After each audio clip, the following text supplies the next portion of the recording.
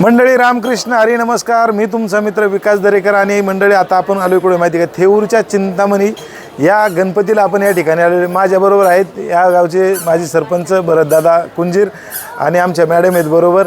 आणि मस्तपैकी आता आपण दर्शन माधवराव पेशव्यांची समाधी आहे पहा. आणि तिथे समोर फरशीचं वगैरे चांगलं सुंदर काम चालू आहे. काही दिवसामध्ये खूपच छान अजून इथं आल्यानंतर पाहिलं.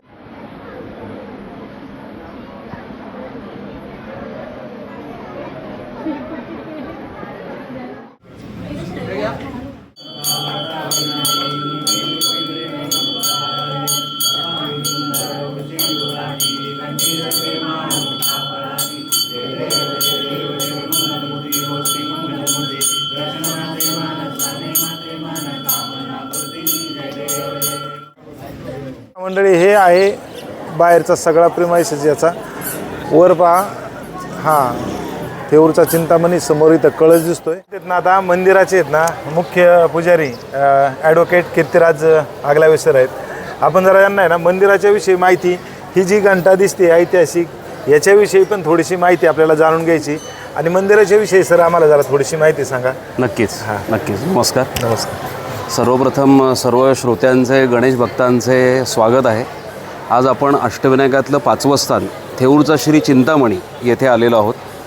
थेऊरचा श्री चिंतामणीची आख्यायिका अशी आहे की द्वापारयुगात तृतीय चरणामध्ये धूम्रवर्ण, धुमासूर आणि धूम्रकेतू या 3 राक्षसांचा संहार करण्यासाठी श्री महागणेशाने इथे चिंतामणी रूपामध्ये अवतार घेतलेला आहे.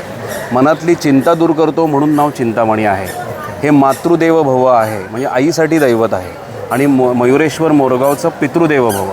दोन्ही गणपतींचं तुम्ही जर एका दिवशी दर्शन घेतलं तर तुम्हाला काशी यात्रेचं पुण्य मिळतं, अशी ही आख्यायिका आहे. आता याचं ऐतिहासिक महत्त्व म्हणजे माधवराव पेशवे इथे गणेश भक्त होते. त्या काळात त्यांनी हा सभामंडप बांधला. त्याच्यानंतर चिमाजी अप्पा हे जे त्यांचे सरदार होते त्यांनी वसईच्या किल्ल्यातून लढताना ही ऐतिहासिक घंटा ज्या 3 होत्या त्यातली एक घंटा इथे लावलेली आहे. असं ह्या बाहेरच्या सगळ्या ओऱ्या ह्या सगळ्या माधवराव पेशव्यांनी बांधलेल्या आहेत त्या काळामध्ये. हे पूर्ण हे सगळं सभामंडप वसईमधून चिमाजी अप्पांनी त्यावेळेस आणली होती. कधीचा काळ साधारणपणे? हे साधारण पेशव्यांच्या काळात. हां. आणि रमाबाई सती गेल्या इथे. त्यामुळे कार्तिक वद्य अष्टमी 18/11/1772 या दिवशी रमाबाई इथे सती गेल्या.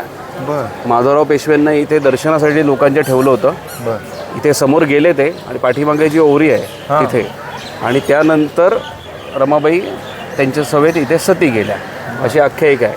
चिंतामणीची मूर्ती ही बालरूप आहे म्हणजे साधारण गोंडस 5-1 वर्षाच्या मुलाचं ते रूप जे आहे तसं. म्हणून जेवढे अष्टविनायक आहेत इथं आल्यावर मातृभाव जेव्हा प्रगट होतो प्रत्येक महिलेमधला, मुला जे पुरुष असतात त्यांच्यातसुद्धा पितृभाव प्रगट होतो. ते तेवढ्या करता डोळ्यामध्ये माणिकरत्न आणि नाभीमध्ये हिरा आहे अशी याची आख्यायिका आहे. इथे 2दा उत्सव होतो. एक भाद्रपद महिन्यामध्ये प्रतिपदेपासून पंचमीपर्यंत आणि माघ महिन्यामध्ये अष्टमी आणि नवमी असा 2दा उत्सव होतो.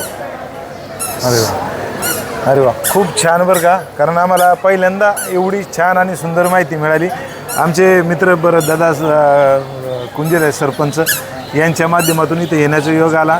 एवढं सुंदर दर्शन झालं. नक्कीच. आता भरतदादा म्हणजे आमचे घरातलेच आहेत. म्हणजे नुसते गावातले नसून हे घरातलेच आहेत. तर त्यांच्यामुळे खूप छान योग आला आणि तुम्ही इतकी सुंदर माहिती दिली. कारण बऱ्याच वेळेला येतो आणि माहिती मग फक्त कुठंतरी वाचून त्यापेक्षा प्रत्यक्ष तुमच्याकडून ऐकण्यामध्ये फार छान वाटलं. नक्कीच. तुम्हाला आणि तुमचा जो काय ब्लॉग आहे जे आहे त्याला खूप खूप शुभेच्छा सगळ्यांना. मनातल्या चिंता जेव्हा जर दूर करायच्या असतील तर त्यांनी चिंतामणीचं दर्शनाला नक्की या. इथे बाकी काही पूर्ण होत नाही, फक्त तुमच्या ज्या वरीज आहेत, ज्या मनातल्या चिंता आहेत ह्या 100% दूर होतात. इथली संपूर्ण व्यवस्था जी अंतर्गत आहे, इथले जे पुजारी आहेत श्री आगलावे बंधू वंश परंपरागत पुजारी आहेत. बाकीची व्यवस्था इथं चिंचवड देवस्थान ट्रस्टतर्फे बघितली जाते. मंगलमूर्ती मोरया.